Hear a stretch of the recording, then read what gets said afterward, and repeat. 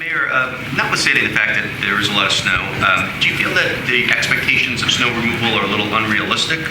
That maybe people should, I don't know, get over it a little bit and not complain as much? It just seems like you grew up in the Northeast. You know that there's, in winter sometimes... Snow happens. Is that your phrase? Yes. Yeah. I'm wondering if the kvetchometer has kind of been exceeded a little. Look, I think this morning, as I said, I was shoveling my house, and I think as any homeowner will tell you, you shovel your walk and you look at your street, and it's normal that people would like to see their street as clear as possible. I think your point that you raise gets to something important, and this is what I'd say to all New Yorkers. First, we have to get the primary streets cleared. That is a matter of public safety. That is a matter of being able to make the basics of this city work.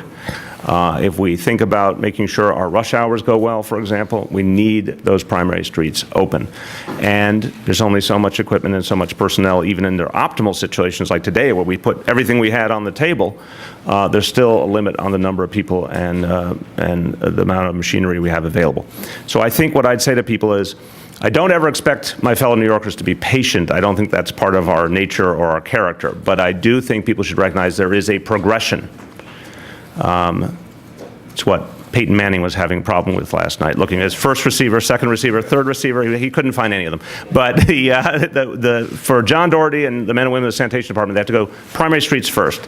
Then they work towards the secondary, then they work towards the tertiary. They bring in the outside equipment to help with the tertiary. So it does take a little time. What the people of the city have every right to expect of us, however, is that within the capacity we have, that we do it as effectively and quickly as possible, and that we communicate as much as possible to them. Clearly, last time we didn't do all those things to the best of our ability. The time before, I think we did.